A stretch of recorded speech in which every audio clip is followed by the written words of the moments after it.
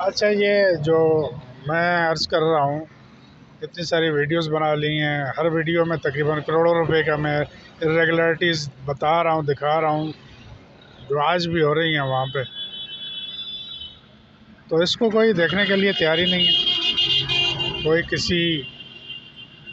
अ, किसी एजेंसी को तौफीक नहीं है जाके देखे, इसको इन्वेस्टिगेट करे। गवर्नमेंट का पैसा है, पॉलिसी होल्डर्स का पैसा है, लीकेजेस हो रही हैं, इरेगुलरिटीज़ है, फाइनेंशियल प्लंडरिंग हो रही है, फ्रॉड्स हो रहे हैं।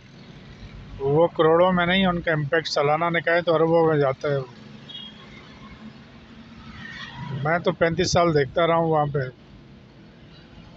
300 से ज़्यादा इंक्वायरीज़ में मैंने फ़िक्स किए लोग, बाद में वो सिफारिशें लगा के दोबारा बहाल हुए और बड़ी बड़ी पोस्टों में बैठे हुए हैं। अब वो अब वो मंजे हुए खिलाड़ी हो गए इन कामों में, कर रहे हैं, कोई पूछ नहीं रहा। सारे तकरीबन जितने इस वक्त डिविजनल हेड देखो, सब चार्जशीटेड हैं, सबकी चार्जशीटें माफ़ की गई हैं, जराइम माफ़ करके, सज़ाएँ माफ़ करके उनको दोबारा बिठा दिया गया है। और कुछ नहीं होता तो जाके फाइनेंस डिवीज़न में बैठ के 3-4 एरियाज़ मैंने बताए, इनमें जाके कर लें।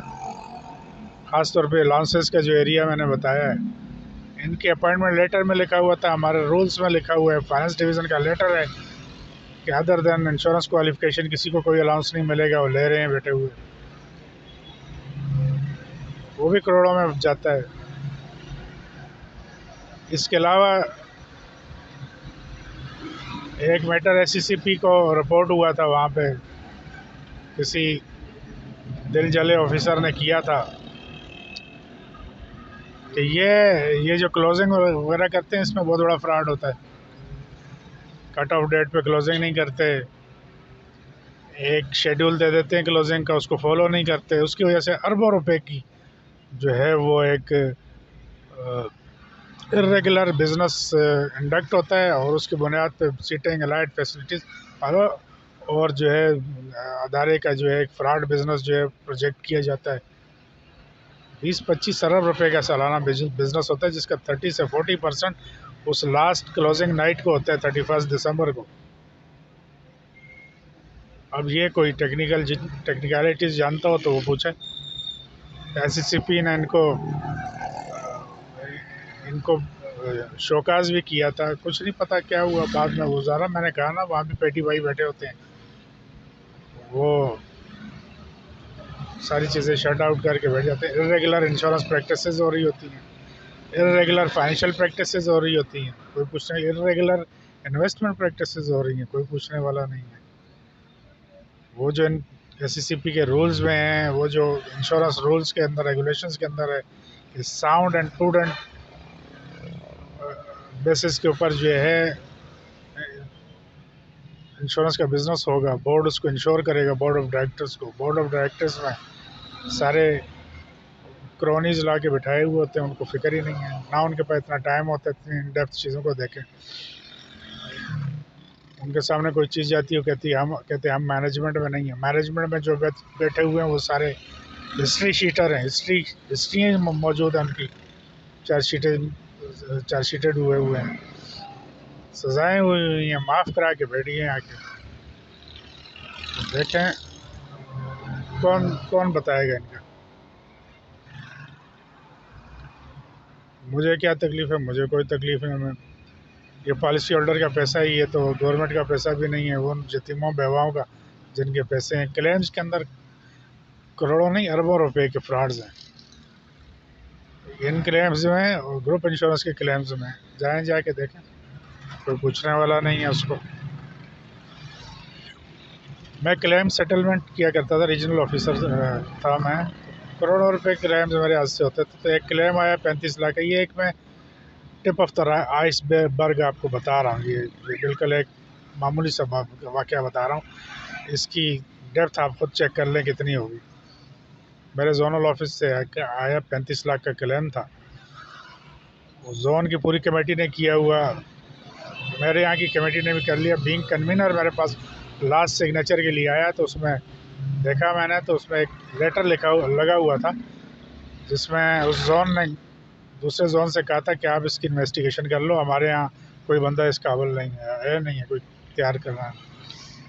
तो मैं उस जोन में बीइंग फंक्शनल हेड काम कर चुका था, तो मैंने वहाँ पे एक टीम बनाई थी इन्वेस्टिगेटर्स की। तो मैंने उनमें से एक को फ़ोन किया कि क्यों नहीं करना चाह रहे थे। तो वहाँ से पता चला, उन्होंने कहा जी ये फ़ाइल ख़ास तौर पे हमसे छुपाई जाती थी, और वहाँ दूसरे जोन के जिस बंदे से कराया गया है वो इनका ख़ास बंदा है। तो मैंने कहा क्या इशू क्या है इसमें? कहेंगे इशू ये है कि बंदा ज़िंदा है जिसका क्लेम मांग रहे हैं, डेथ क्लेम। मैंने कहा क्या सबूत है उसका? कहने लगा वो अभी भी विंडस हॉस्पिटल में वो हॉस्पिटलाइज है। तो मैंने कहा उसका कोई सबूत ला। तो जाके वहाँ से रजिस्ट्रेशन उसकी लेके निकाल के लाया, दिया, उसको इन्वेस्टिगेट फर्दर कराया। तो पता चला बंदा ज़िंदा है।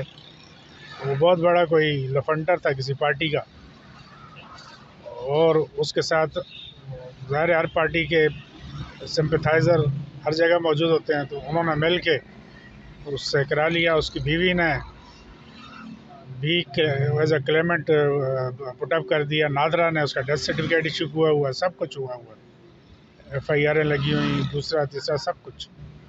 बंदा जिंदा है। जब उसको कहा गया कि तुम्हारा ये केस हम FIA को देते हैं, तो फिर वह आके मेहनतें करके उसने किया। तो इस तरह की PCO हैं। एक और केस में रीजनल ऑफिस जोनल ऑफिस में होता था, फंक्शनल हेड था। तो वहाँ मिस स्टेटमेंट पकड़ी एक बंदे की, 4 करोड़ रुपए की उसकी पेमेंट प्रीमियम आया हुआ था। तो पता चला जब उसने इंश्योरेंस ली थी तो उसका बाईपास हुआ था, उसने डिक्लेयर नहीं किया था। डिक्लेयर जब नहीं करते तो मिस स्टेटमेंट के ऊपर ये कॉन्ट्रैक्ट है, इंश्योरेंस का कॉन्ट्रैक्ट है कि अगर पॉलिसी होल्डर कोई चीज़ जानबूझ के कंसील करेगा तो उसका प्रीमियम भी फॉरफिट होगा और उसकी जो पॉलिसी भी कैंसिल होगी। मैंने वो केस भेजा आगे, वहाँ उसका प्रेशर पड़ा उसके ऊपर और उसको 4 करोड़ रुपए की पेमेंट कर दी गई। एक और केस था, वो किसी डायरेक्टर के जानने वाला था, उसका क्लेम आया, वो कहीं दूसरे शहर में उसकी डेथ हो गई थी, बिल्डिंग में आग लगी तो डेथ हो गई। तो इंश्योरेंस क्लेम की एक क्लास थी कि अगर सफोकेशन से किसी की डेथ हुई हो तो उसको हम डबल क्लेम नहीं देते, बेसिक क्लेम तो देते हैं, एक्सीडेंटल क्लेम नहीं देते। अब अगर 20 लाख है तो 40 हो जाते हैं डबल क्लेम में, तो बाकी 20 देंगे, 40 नहीं देंगे। उस डायरेक्टर ने इतना, मैंने उसको बना के भेजा, इसका सिर्फ 20 इसका है, क्योंकि प्रूव हो चुका है, वहाँ के डॉक्टर्स ने उसकी ये MLA रिपोर्ट के अंदर सब चीज़ों से प्रूव हुआ है कि ये फ्यूम से, सफोकेशन से मरा है, ये आग लगने से नहीं मरा। वहाँ डायरेक्टर ने उस पर प्रेशर डाला और डाल के उसको 40 लाख पे कर दिया। मतलब लूट मार मची हुई है ये। इस तरह के दिन में जो मैं रीजन में था तो कोई 20 से 25 करोड़ रुपए के क्लेम्स की पेमेंट होती है एक दिन में। तो अब आप अंदाज़ा लगा लें कितना होता होगा मामला। भाई देख सकते हैं, देख लें, मेरा काम है आवाज़ उठाते रहना। मैं अपना तो सब कुछ कुर्बान करके आया हूँ, किसी ग्रज में नहीं कर रहा। अब तो मेरा कोई वहाँ पे कोई स्टेक नहीं है, कोई कुछ नहीं है। पेंशनर हूँ, पेंशन मिल रही है, मेरा कुछ स्टेक पे नहीं है वहाँ। मैंने अपनी डिस्क्रिप्शन में अपना नंबर दिया हुआ है, एड्रेस दिया हुआ है, मुझसे कांटेक्ट करना चाहते हो, मैं आपको हेल्प करने के लिए तैयार हूँ। ऑफिशियली मुझे अपने असाइनमेंट पे लगाएं। मैं कोई आपसे सैलरी तनख्वाह कुछ लेने का मजाज नहीं है। सिर्फ चूँकि मैं बीमार आदमी हूँ, मुझसे गाड़ी अब चलाई नहीं जाती। पिक कर लें, वहाँ जाएं, बैठें, आपको सारा रिकॉर्ड निकाल के कुरैत के सबको दिखाऊंगा प्रूफ के साथ। वापसी पे मुझे आप ड्रॉप कर दिया करें। आपको मैं सारी चीज़ें हर शोबे की, जिस शोबे पे आप हाथ रखेंगे मैं उस पर से निकाल के दूंगा। 35 साल मैंने गुजारे हैं वहाँ, और डेली बेसिस पे आज भी लीकेज हो रही है, फ्रॉड हो रहा है। मैं जिसको सॉफ्ट टर्म में इस्तेमाल कर रहा हूँ, लीकेज नहीं है, फ्रॉड हो रहा है। वो कर सकते हैं, कर लें।